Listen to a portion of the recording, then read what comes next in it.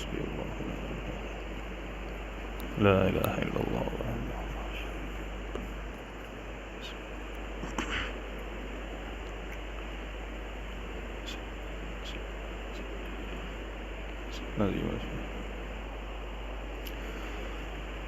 السلام عليكم ورحمة الله وبركاته. الحمد لله الحمد لله رب العالمين.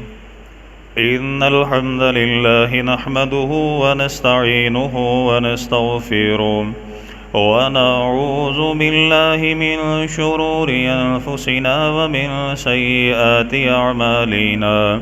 من يهده الله فلا مضل له ومن يضلله فلا هادي له.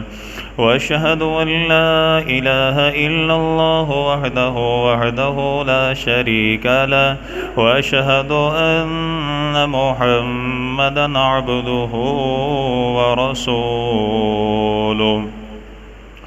أما بعد فإن خير الحديث كتاب الله وخير الهدي هدي محمد صلى الله عليه وسلم. وشر الأمور محدثاتها وكل محدثة بدعة وكل بدعة ضلالة وكل ضلالة في النار. يا أيها الذين آمنوا اتقوا الله حق تقاته ولا تموتن إلا وأنتم مسلمون. يا أيها الناس اتقوا ربكم الذي خلقكم من نفس واحدة وخلق منها زوجها وبث منهما رجالا كثيرا ونساء. واتقوا الله الذي تساءلون به والأرحام إن الله كان عليكم رقيبا. يا أيها الذين آمنوا اتقوا الله وقولوا قولا سديدا يصلح لكم أعمالكم ويغفر لكم ذنوبكم. ومن يطع الله ورسوله فقد فاز فوزا عظيما. أما بعد فأعوذ بالله السميع العليم من الشيطان الرجيم من همزه ونفخه ونفسه. بسم الله الرحمن الرحيم. سابقوا إلى مغفرة من ربكم وجنة عرضها كعرض السماء والأرض. اللهم رب اشرح لي صدري ويسر لي أمري واحلل عقدة من لساني يفقه قولي واجعل لي وزيرا من أهلي. اللهم رب زدني علما اللهم رب زدني علما اللهم رب زدني فهما. اللهم إنا نسألك الهدى والتقى والعفاف والغنى. اللهم رب إني لما أنزلت إلي من خير فقير لا إله إلا أنت سبحانك إني كنت من الظالمين. اللهم رب يسر ولا تعسر وتمم بالخير يا أرحم الراحمين.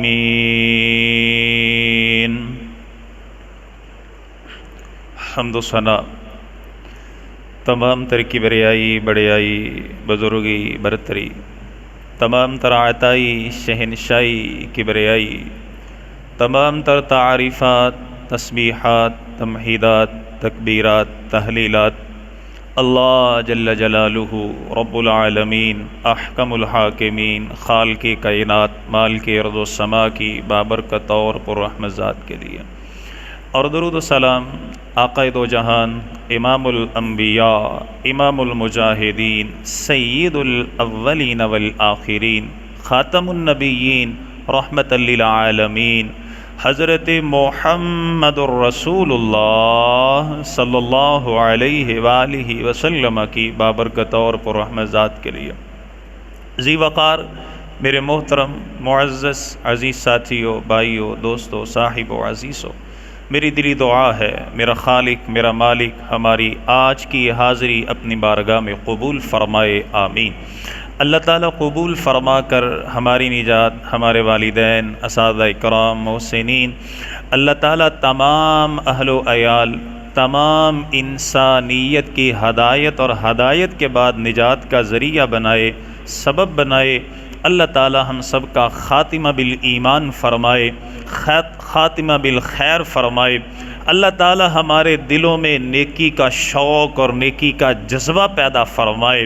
نیکی کے معاملے میں اللہ تعالیٰ ہمیں ایک دوسرے سے آگے نکلنے کی توفیق عطا فرمائے، اور اللہ تعالیٰ ہمارے دلوں میں فکر آخرت پیدا فرمائے، موت کی فکر پیدا فرمائے، قبر کی فکر پیدا فرمائے۔ میدان محشر میں جب اللہ کے روبرو حاضر اور پیش کیا جائے گا، اللہ تعالیٰ ان تمام معاملات کے لیے ہمارے دلوں میں فکر پیدا فرمائے۔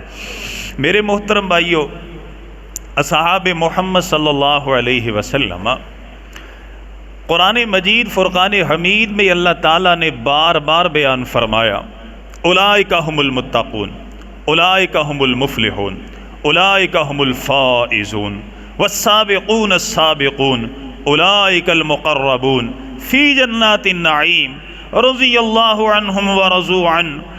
اللہ تعالیٰ نے اصحاب محمد صلی اللہ علیہ وسلم کی شان کو، عظمت کو، رفعت کو، بلندی کو اللہ تعالیٰ نے قرآن مجید میں بار بار ذکر فرمایا۔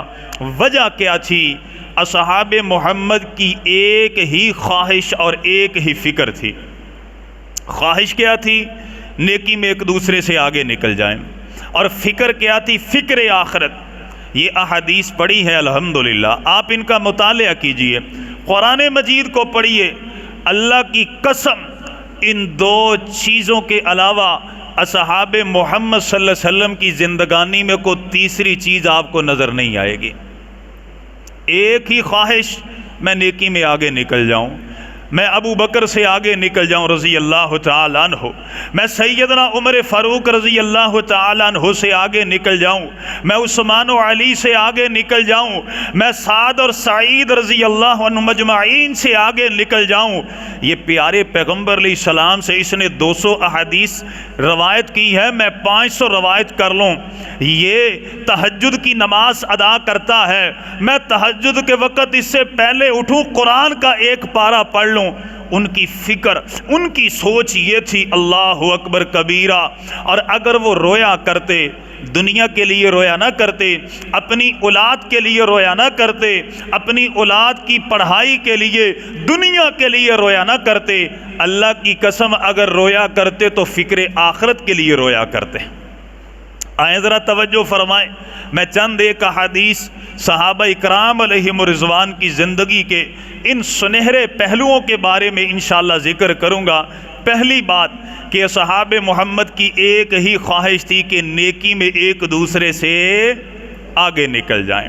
توجہ فرمائیں، اللہ تعالیٰ نے سورہ الحدید میں آیت نمبر 21 میں بیان فرمایا، اللہ تعالیٰ فرماتے ہیں، سابقوا الی مغفرۃ من ربکم وجنۃ عرضها کعرض السماء والارض۔ اللہ تعالیٰ فرماتے ہیں، لوگو مغفرت کی طرف، جنت کی طرف، اللہ تعالیٰ کی رضا کی طرف، نیکی کی طرف ایک دوسرے سے آگے نکلو، اس جنت کی طرف آگے نکلو جس کا طول اور عرض زمین اور آسمان کی خلا کے برابر ہے۔ اور قربان جائیں یہ صحابہ محمد صلی اللہ علیہ وسلم، اللہ تعالیٰ نے سورہ واقعہ آیت نمبر 10 میں، 11 میں، 12 میں بیان فرمایا۔ اللہ تعالیٰ فرماتے ہیں، والسابقون السابقون اولئک المقربون فی جنات النعیم۔ اللہ تعالیٰ فرماتے ہیں والسابقون السابقون، آگے نکلنے والے، پہلے پہلے اسلام قبول کرنے والے، نیکی میں ایک دوسرے سے والسابقون السابقون، آگے نکلنے والے۔ اللہ تعالیٰ فرماتے ہیں اولئک هم المقربون، یہی اللہ کے مقرب ہے، یہی اللہ کے محبوب ہے، یہی اللہ کے پسندیدہ ہے، یہی کامیاب ہے، یہی کامران ہے، یہی فلاح یافتہ ہے، یہی دنیا اور آخرت کی فکر سے، دنیا اور آخرت کے حزن و ملال سے آزاد ہے۔ اللہ تعالیٰ فرماتے ہیں فی جنات النعیم، اللہ تعالیٰ ان قریب ان کو نعمتوں والے باغات میں داخل فرمائے گا۔ صحابہ کرام کی خواہش کیا تھی؟ نیکی میں ایک دوسرے سے آگے نکلیں۔ صحیح بخاری ہے، کتاب الاذان ہے، حدیث نمبر 843 ہے۔ سیدنا ابو ہریرہ بیان فرماتے ہیں جاء الفقراء الى النبی صلی اللہ علیہ وسلم فقالوا ذهب اہل الدثور من الاموال بالدرجات العلا والنعیم المقیم۔ اللہ کے نبی صلی اللہ علیہ وسلم مدینے میں تشریف فرما ہے، فقراء صحابہ آئے، وہ صحابہ آئے جو مفلس ہیں، غریب ہیں، جن کے پاس دنیا کا مال نہیں، دنیا کی دولت نہیں، کوٹھی نہیں، بنگلہ نہیں، درہم و دینار نہیں، آ کے اللہ کے نبی صلی اللہ علیہ وسلم کے پاس عرض کیا کرتے ہیں۔ یہ نہیں کہا کہ اللہ کے نبی صلی اللہ علیہ وسلم ہمیں وظیفہ بتلائیں، وہ میرا صحابی میرا ساتھی بڑا امیر ہے، میں اس سے آگے نکل جاؤں، اس کے پاس اتنا مال ہے میرے پاس اتنا آ جائے۔ فکر کیا تھی، خواہش کیا تھی، سوچ کیا تھی؟ اللہ اکبر۔ عرض کرتے ہی اللہ کے نبی ذهب اہل الدثور من الاموال بالدرجات العلا والنعیم المقیم۔ اللہ کے نبی صلی اللہ علیہ وسلم یہ صاحب اموال لوگ جن کو اللہ تعالیٰ نے اموال عطا فرمائے، اللہ کے نبی وہ مال کی وجہ سے، دولت کی وجہ سے ہم سے آگے نکل گئے، وہ جنت الاعلی کے ہمیشہ کی جنتوں کے مہمان بن گئے۔ اللہ کے نبی اموال کی وجہ سے، دولت کی وجہ سے وہ ہم سے بڑے آگے نکل گئے۔ اللہ کے نبی صلی اللہ علیہ وسلم نے ابھی سوال کیا نہیں، کیسے نکل گئے، کیا معاملہ بتلاؤ؟ خود ہی کہتے ہیں یصلون کما نصلی، اللہ کے نبی صلی اللہ علیہ وسلم جیسے وہ نماز پڑھتے ہیں نا ویسے ہم بھی پڑھتے ہیں، آپ کے پیچھے جماعت کے ساتھ نماز ہم بھی پڑھتے ہیں، وہ بھی پڑھتے ہیں۔ وَيَصُومُونَ كَمَا نَصُومُ، اللہ کے نبی روزے وہ بھی رکھتے ہیں ہم بھی رکھتے ہیں، وہ بھی نفل و نوافل ادا کرتے ہیں ہم بھی کرتے ہیں، روزے وہ بھی رکھے ہم بھی رکھے۔ وَلَهُمْ فَضْلٌ مِّنْ أَمْوَالٍ، لیکن اللہ کے نبی جب اموال کا مسئلہ آتا ہے وہ ہم سے آگے نکل جاتے ہیں۔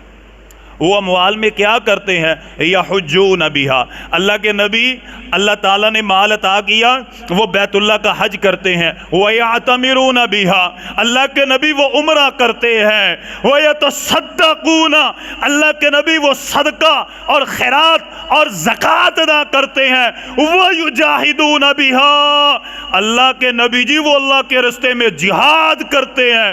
ہم یہ نیکیاں کر سکتے نہیں، ہمارے پاس مال نہیں ہے، مال ہوگا تو بیت اللہ کا حج کریں گے، عمرہ کریں گے، جہاد کے لیے خرچ کریں گے، سواری ہوگی تو جہاد کریں گے، ہتھیار ہوں گے، تلوار تیر نیزہ ہوگا تو جہاد کریں گے۔ اللہ کے نبی وہ آگے نکل گئے، زکوٰۃ بھی دیتے ہیں، بیوہ یتامہ کے اوپر خرچ بھی کرتے ہیں۔ اللہ کے نبی صلی اللہ علیہ وسلم نے سنا، آپ نے فرمایا الا احدثکم، بات کی سمجھ آ رہی ہے جی؟ یہ بڑا پیارا نسخہ اللہ کے نبی نے فرمایا۔ آپ نے فرمایا الا احدثکم بما ان اخذتم به ادرکتم من سبقکم ولم یدرککم احد بعدکم وکنتم خیر من انتم بین ظہارینہم۔ اللہ کے نبی نے فرمایا بات ہی کوئی نہیں، میں تمہیں ایک ایسا عمل بتلاتا ہوں، تم اس کے اوپر پختگی اختیار کرنا۔ وہ جو اموال کے ساتھ حج کرنے والے، عمرہ کرنے والے، جہاد کرنے والے، صدقہ اور خیرات کرنے والے، ادرکتم من سبقکم، آپ نے فرمایا یہ عمل تم کر لو، اللہ تعالیٰ تمہیں ان سے بھی بڑھ چڑھ کے اجر و ثواب عطا فرمائے گا، تم آگے نکل جاؤ گے۔ اب اصحاب محمد صلی اللہ علیہ وسلم خاموش ہیں۔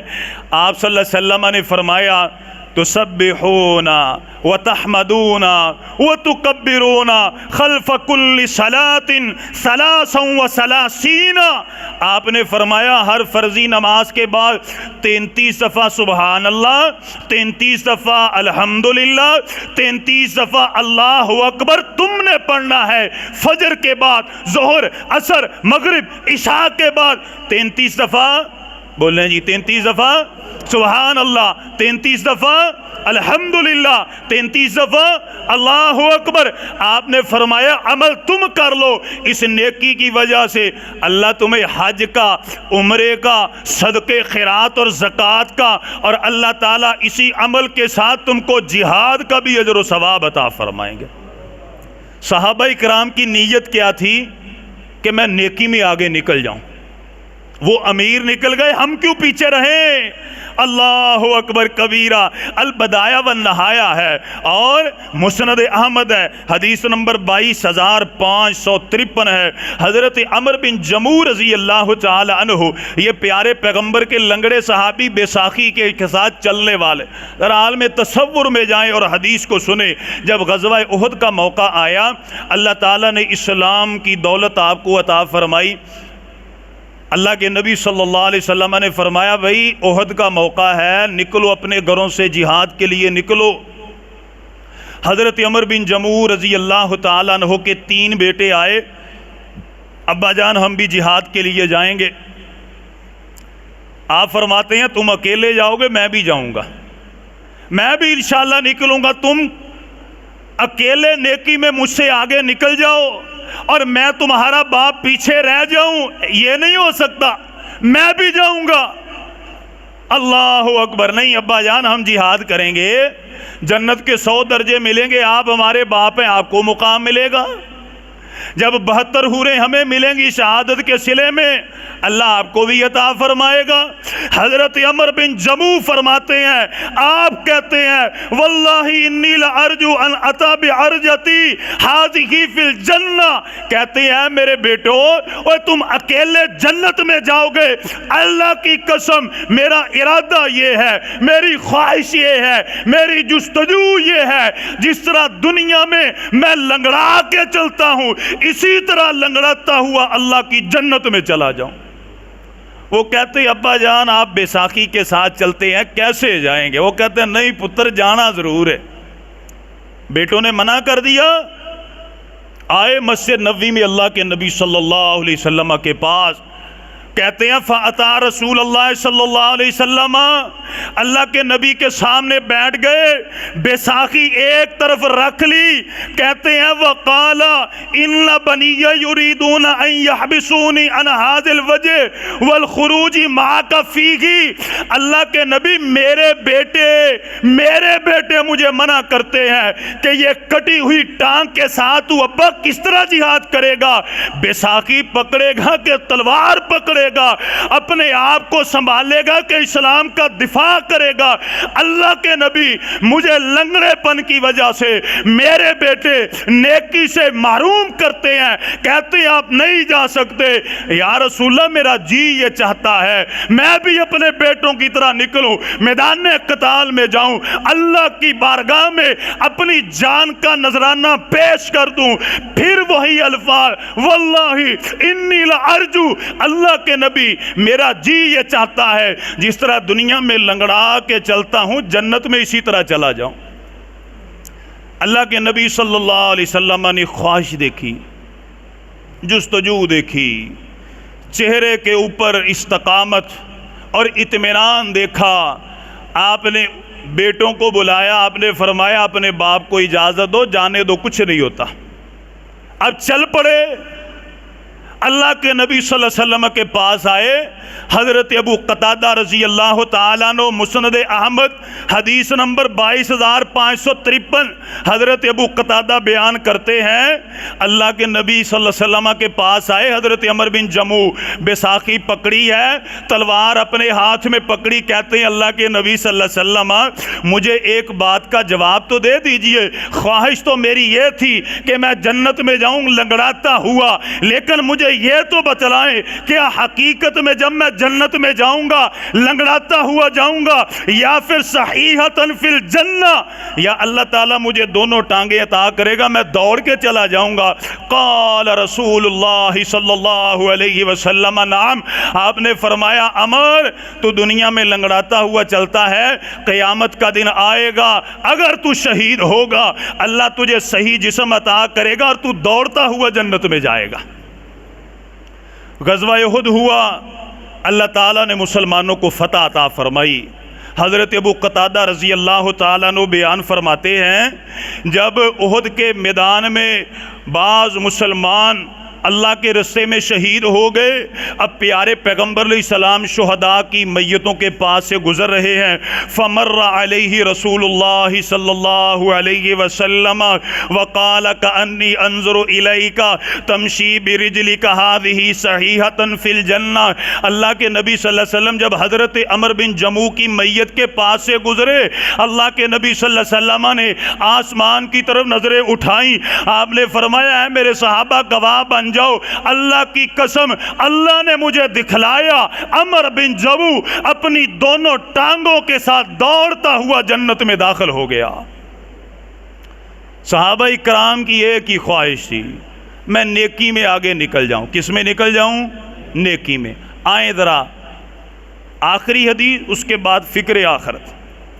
صحیح بخاری ہے، کتاب المغازی ہے، حدیث نمبر 3989 ہے۔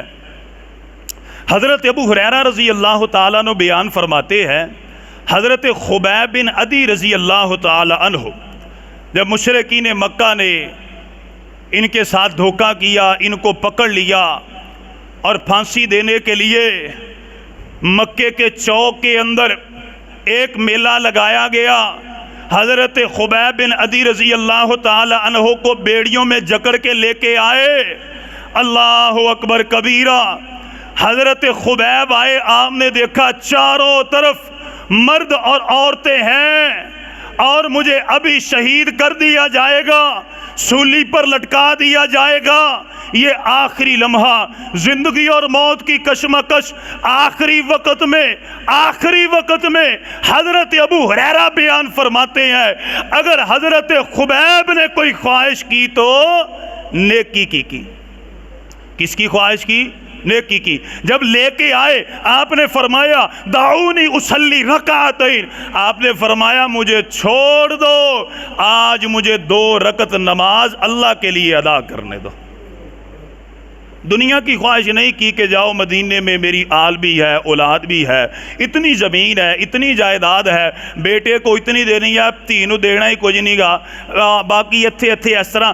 آپ نے ایسی کوئی بھی خواہش، کوئی بھی وصیت، آپ نے فرمایا دعونی اصلی رکعتین، مجھے چھوڑ دو، میں 2 رکعت نماز ادا کرنا چاہتا ہوں۔ اللہ اکبر کبیرہ۔ مشرکین مکہ پیچھے ہٹے، فترکوہ فرکع رکعتین، آپ نے 2 رکعتیں ادا کی، ادا کرنے کے بعد کھڑے ہوئے، جسم کے اندر طاقت اور سکت پیدا کی، با آواز بلند آپ نے فرمایا فقال واللہ ان تحسبوا انما بی جزع لزدت، آپ نے فرمایا اللہ کی قسم ہے اگر مجھے اس بات کا خدشہ نہ ہوتا تمہارے دل میں یہ بات آ جائے گی کہ خبیب موت سے ڈر گیا اس لیے نماز کو طویل کر دیا۔ کہتے ہیں اگر میرے دل میں یہ بات نہ آتی تمہارے دل میں یہ بات آئے گی، اللہ کی قسم آج میں اپنی نماز کو طویل کر دیتا، میرا جی یہ چاہتا تھا لزدتو، آج خبیب نماز پڑھتا جائے اور وقت رک جائے۔ تمہارے ڈر کی وجہ سے تمہارے دل میں یہ بات آئے گی۔ آخری وقت بھی کس چیز کی خواہش تھی؟ نیکی کی۔ اور فکر کیا تھی؟ فکر آخرت، دنیا کی کوئی فکر نہیں۔ پیارے پیغمبر علیہ السلام کی حدیث سنن ترمذی ہے، حسن درجے کی حدیث ہے، حدیث نمبر 2537 ہے۔ حضرت امی عائشہ صدیقہ مطہرہ آپ بیان فرماتی ہیں سألت رسول اللہ صلی اللہ علیہ وسلم عن هذه الآیہ، میں نے اللہ کے نبی صلی اللہ علیہ وسلم سے اس آیت کے بارے میں سوال کیا، سورہ المومنون کی آیت نمبر 60 کے بارے میں۔ اللہ تعالیٰ اس آیت میں فرماتے ہیں والذین یؤتون ما آتوا وقلوبهم وجلۃ انہم الی ربہم راجعون۔ اللہ تعالیٰ فرماتے ہیں وہ لوگ کہ جو اللہ کے راستے میں صدقہ کرتے ہیں، خیرات کرتے ہیں، ان کے دل پھر بھی ڈرتے ہیں، نیکی کرنے کے باوجود دل ان کے پھر بھی ڈرتے ہیں۔ کیوں ڈرتے ہیں؟ کہ ہم اپنے رب کی طرف لوٹائے جائیں گے۔ حدیث کی سمجھ آئی؟ اماں فرماتی ہے میں نے اللہ کے نبی سے اس آیت کے بارے میں سوال کیا، اللہ تعالیٰ فرماتے ہیں کہ وہ لوگ جو اللہ کے راستے میں خرچ کرتے ہیں پھر بھی ان کے دل ڈرتے ہیں، وہ خوف زدہ ہوتے ہیں، ہم اللہ کی طرف لوٹائے جائیں گے۔ اماں فرماتی ہیں میں نے سوال کیا اہم الذین یشربون الخمر، اللہ کے نبی اس سے وہ نیکی کرنے والے شرابی مراد ہوں گے کہ جو نمازیں بھی پڑھتے ہیں، نیکی بھی کرتے ہیں اور وہ شراب بھی پیتے ہیں؟ وَيَسْرِقُونَ، اور وہ چوری بھی کرتے ہیں۔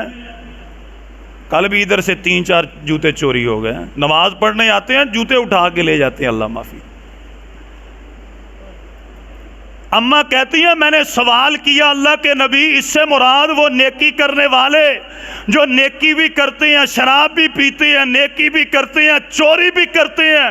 اللہ کے نبی صلی اللہ علیہ وسلم نے فرمایا قال یا بنت صدیق، نہیں اس سے مراد وہ نیکوکار نہیں جو گناہ بھی کرتے ہیں، بلکہ اس سے مراد وہ نیکوکار ہے وَلَكِنَّهُمُ الَّذِينَ يَصُومُونَ وَيُصَلُّونَ وَيَتَصَدَّقُونَ وَهُمْ يَخَافُونَ أَلَّا تُقْبَلَ مِنْهُمْ، اس سے مراد وہ نیکوکار ہیں جو نمازیں بھی پڑھتے ہیں، روزے بھی رکھتے ہیں، صدقہ اور خیرات بھی کرتے ہیں، وَهُمْ يَخَافُونَ أَلَّا تُقْبَلَ مِنْهُمْ، لیکن دل میں ڈرتے بھی ہیں کہ کہیں اللہ ہماری نیکیوں کو ضائع نہ کر دے، کہیں اللہ ہماری نیکیوں کو ضائع نہ کر دے۔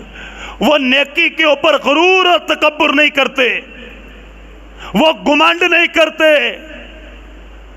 وہ واہ ویلا نہیں کرتے۔ جس طرح یہ عید کا موقع آیا کتنے لوگوں نے جانور ذبح کی اور ویڈیو بنا کے اس کی انہوں نے دوستوں کو سینڈ کی۔ کیوں سینڈ کی؟ نیکی تو اللہ کو راضی کرنے کے لیے تھی۔ اماں فرماتی ہیں وہ نیکی کرتے ہیں لیکن ڈرتے ہیں۔ اللہ کے نبی نے فرمایا نمازیں پڑھتے ہیں لیکن ڈرتے ہیں کہ کہیں اللہ ہماری نیکیوں کو ضائع نہ کر دے۔ پھر وہ کرتے کیا ہے؟ اولئک یسارعون فی الخیرات، اللہ سے ڈرتے ہوئے جلدی جلدی وہ نیکی کرتے ہیں، نیکی کے کام کو ضائع نہیں کرتے، نماز کو اول وقت میں ادا کرتے ہیں، سنت، نوافل اور اس کے علاوہ صدقہ اور خیرات، ماں باپ کی فرما برداری، حقوق اللہ، حقوق عباد کی پاسداری کرتے ہیں۔ وَهُمْ لَهَا سَابِقُونَ، اور وہ کوشش کرتے ہیں کہ میں اپنے مسلمان بھائی سے نیکی کے معاملے میں آگے نکل جاؤں۔ صحابہ اکرام کی فکر، نیک لوگوں کی فکر یہ نہیں کہ نیکی کر لی گمنڈ تقیہ، نہیں، نیکی کر لی پھر اس کے بعد دل میں آخرت کا ڈر اور فکر بھی۔ سنن بہقی القبرہ ہے، کتاب الزہد ہے، حدیث نمبر 678، حضرت عمر فاروق رضی اللہ تعالیٰ عنہ، کیا مقام ہے ان کا۔ پیارے پیغمبر علیہ السلام نے فرمایا میرے بعد اگر نبی ہوتا تو عمر فاروق رضی اللہ تعالیٰ عنہ ہوتے۔ آپ نے فرمایا عمر جس رستے سے تو گزرتا ہے شیطان وہ رستہ چھوڑ دیتا ہے۔ پیارے پیغمبر علیہ السلام کے یہ صحابی، سنن بہقی القبرہ ہے، اللہ اکبر کبیرہ، آپ کے اندر فکر آخرت کیسی تھی۔ قرأ عمر بن الخطاب، آپ جب قرآن مجید کی تلاوت کیا کرتے، قرآن پڑھا کرتے، سورۃ الطور حتی قولہ تعالی، جب آپ قرآن پڑھا کرتے سورہ طور کے اوپر آتے اور سورہ طور کی یہ آیت پڑھتے ان عذاب ربک لواقع، بے شک تیرے رب کا عذاب واقع ہو کے رہے گا۔ راوی بیان کرتے ہیں فبقا واشتد بکاءہ حتی مرض وعادو، حضرت عمر فاروق کی آیت کو پڑھ کے اتنا روتے بیمار پڑ جاتے اور اصحاب محمد صلی اللہ علیہ وسلم ان کی تیمارداری کے لیے جایا کرتے۔ اتنی فکر آخرت۔ اور حدیث کے اگلے الفاظ وَكَانَ فِي وَجْهِهِ وَالتَّانِ خَطَّانِ أَسْوَدَانِ مِنَ الْبُكَاءِ، حضرت عمر فاروق کے چہرے کے اوپر 2 سیاہ لکیریں تھیں، رو رو کے آنسو بہہ کے ان کے چہرے کے اوپر 2 سیاہ لکیریں پڑ چکی تھیں، اتنا روتے تھے۔ وہ عمر کے جس کے بارے میں اللہ کے نبی نے فرمایا اے عمر میرے بعد کوئی نبی ہوتا تو وہ تو ہوتا، رضی اللہ عنہ۔ سنن ترمذی ابواب الزہد ہے، حدیث نمبر 1878 ہے۔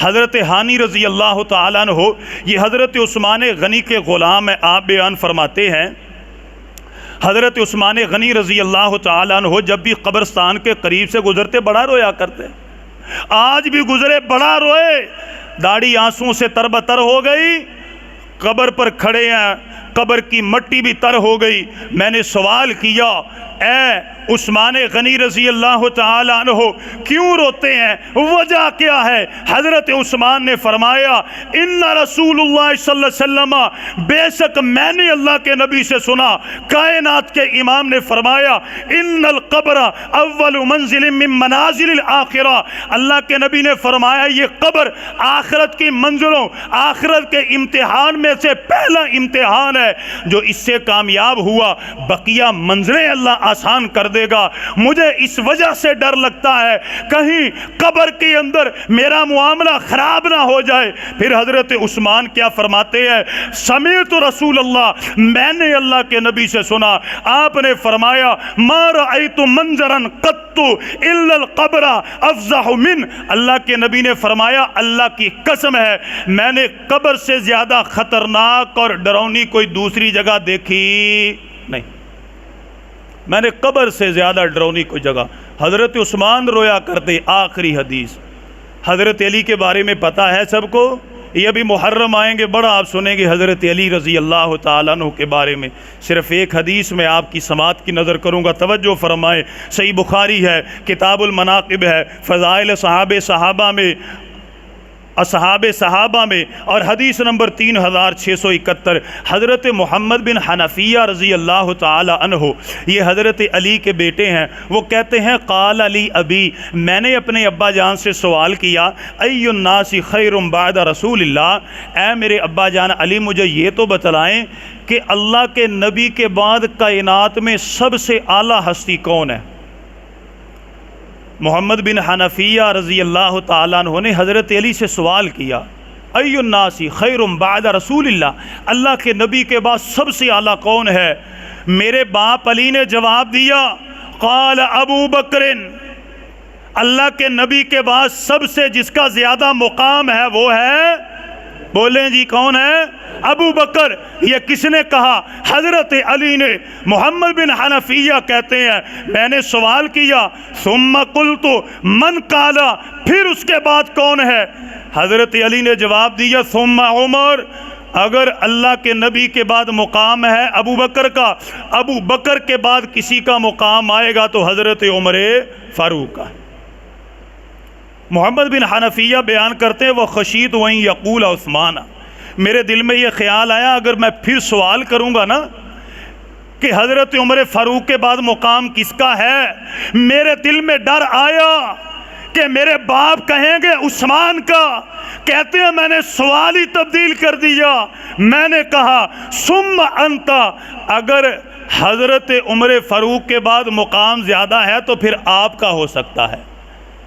تو حضرت علی رضی اللہ تعالیٰ عنہ نے سنا، آپ نے فرمایا ما انا، نا ایسے نہیں ہے، ما انا، میرا مقام نہیں ہے، ما انا، میرا مقام نہیں، میں کون ہوں؟ الا رجل من المسلمین، او میں تو مسلمانوں میں سے ایک عام سا انسان ہوں۔ اللہ اکبر، میں مسلمانوں میں سے ایک عام سا انسان ہوں، کوئی غرور، کوئی تکبر نہیں، فکر آخرت ہے کہ دل میں غرور و تکبر نہ آ جائے، ہماری آخرت برباد نہ آئے۔ میرے محترم بھائیو، ہم ان دو چیزوں کو سمجھیں، ہم خواہش کریں نیکی کی اور فکر کریں فکر آخرت۔ اللہ تعالیٰ عمل کی توفیق عطا فرمائے، آمین وآخر دعوانا الحمدللہ رب العالمین۔